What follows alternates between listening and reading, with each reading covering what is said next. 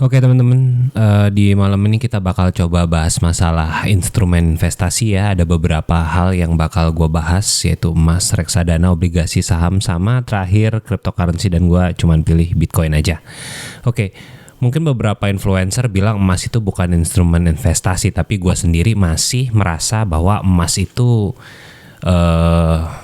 masih cocok lah ya dijadiin instrumen investasi ya. Kita mungkin pertama bahas masalah emas dulu aja ya. Yang pertama, kalau kita ngomongin investasi seminim-minimnya, kalau teman-teman punya fiat atau uang biasa itu kan ini coret aja nih teman-teman ya. Jangan kebanyakan nabung fiat sih saran gue sih. Kalau misalnya punya fiat ya udah pakai abisin buat investasi ke tempat yang lain gitu kan. Sisanya memang buat kebutuhan yang istilahnya buat nge-growing up diri kita sendiri gitu kan, belajar dan lain-lain gitu kan, tapi nggak perlu ditabung kalau fiat sih kalau menurut gua sendiri ya. By the way, ini dari gua sendiri, opini pribadi. Kalau salah bisa dikoreksi di komentar ya. Yang pertama kita ngobrolin masalah emas dulu. Nah, menurut gua investasi emas ini adalah investasi yang paling nggak perlu mikir lah ya. Wujudnya jelas ya kan, wujudnya jelas ya kan, wujudnya jelas, wujud jelas gitu ya gue tulis.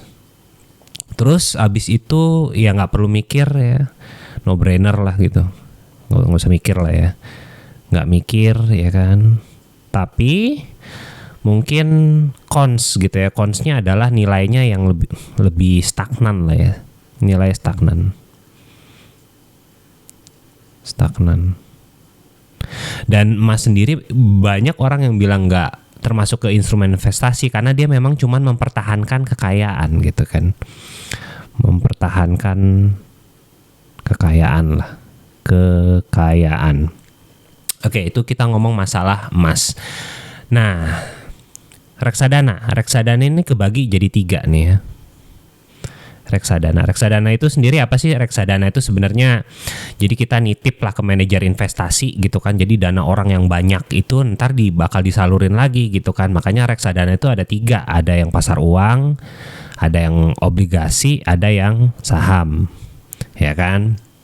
Nah, gue sendiri jujur ya, ini personal opinion sekali lagi teman-teman ya.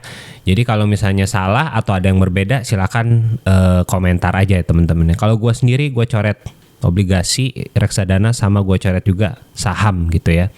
Gue lebih suka di pasar uang karena lebih aman, tapi kecil banget gitu ya.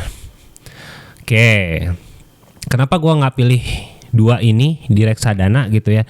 Karena basically teman-teman bisa langsung beli gitu ya, obligasi yang teman-teman suka gitu kan, yang syariah, FR atau yang non syariah gitu segala macam. Saham juga bisa langsung beli gitu. Menurut gua sih ngapain pakai reksadana lagi? Reksadana udah yang jelas aja, udah yang paling aman walaupun paling kecil gitu kan. Terus kita ngomongin obligasi. Nah, kalau obligasi ini kan utang pemerintah ya. Jadi pemerintah ngutangin ke kita, terus habis itu nanti ada returnnya gitu ya. Returnnya cukup besar gitu kan. Aman gitu ya. Lebih ke passive income sih ya kalau gue bilang ini. Passive income.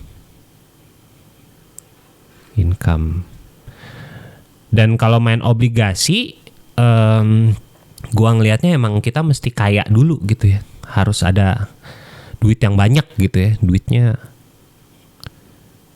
Karena kita ini nyari passive income. Jadi kayak misalnya obligasi ini kan sekitar 6%-an gitu kan.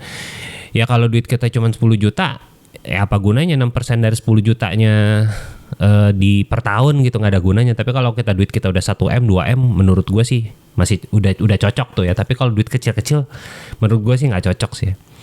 Nah, kalau saham nih udah ke high risk ya, makin kesini high risk ya teman-teman ya, makin kesini makin low risk gitu ya.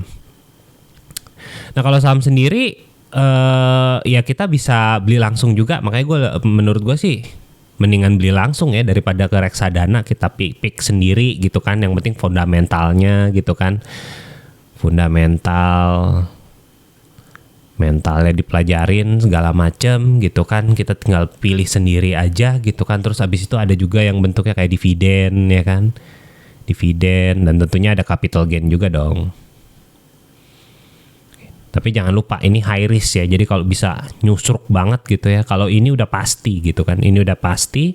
Ini gua ngomongin ini ya. Gua ngomongin yang RDPU ya. Ini udah pasti, ini udah pasti, ini udah pasti gitu ya. Low risk tapi low return gitu istilahnya. Ini agak lumayan lah obligasi lah ya. Tapi ya duit mesti banyak juga. Kalau ini high risk, high return gitu ya. Kalau nyungsep, kalau naik banget gitu kan. Nah kalau Bitcoin juga high risk juga sama gitu ya. Nah kalau di sini kan fundamental, kalau Bitcoin white paper sih. Teman-teman harus baca white papernya gitu kan. Investnya juga jauh lebih gampang daripada saham dan jauh lebih nggak bingung ya, dalam artian gini, kalau cryptocurrency itu banyak dan orang bilang Bitcoin sama ETH, kalau gue sih lebih milih Bitcoin sih gitu kan. Ya udah tinggal DCA aja nih. DCA di sini bisa masuk ya, dollar cost averaging, jadi teman-teman bisa nyisihin duit per bulan gitu untuk si Bitcoin gitu ya. Oke, itu pembahasan singkat tentang ini apaan aja gitu kan. Sekarang kalau ditanya gua sendiri, posisi gua ada di mana ya? Posisi gua punya emas ya. Terus gua punya juga RDPU ya. Obligasi gue punya, cuman kecil banget, dan gue rencana emang kalau udah waktu tenggatnya ada gitu ya, gue mau hapus sih ini obligasi. Kenapa? Karena ini nih, gue bilang nih, duitnya masih banyak gitu ya, bakal geli-geli doang kalau kita punya duitnya cuman kecil-kecil doang. Kayaknya nggak make sense nih kalau teman-teman udah punya duit mungkin 2M, 3M, gue nggak pengen ngapa-ngapain, gue pengen dapet gaji bulanan aja, ini cocok. Tapi buat gue sekarang nggak cocok gitu, karena duit gue juga nggak banyak gitu, jadi gue coret ya obligasi ya. Saham juga gue sempat punya dulu di portofolio gue, tapi sekarang gue coret dulu. Kenapa? Karena so far saham ini yang gue lihat memang panjang ya, permainan 10 tahun gitu kan, 15 tahun gitu kan. Untuk saat ini karena gue lagi merhatiin halving dan segala macam, ini gue lariin ke si Bitcoin sih. Ini agak lebih cepet ya. Maksudnya di permainannya di tahun 2024 sampai 2025 ini. Kalau ini permainannya masih lama. Jadi mungkin nanti exit plan gua kalau misalnya udah selesai nih si Bitcoin, mungkin bisa balik lagi ke saham, atau ya we'll see lah ya.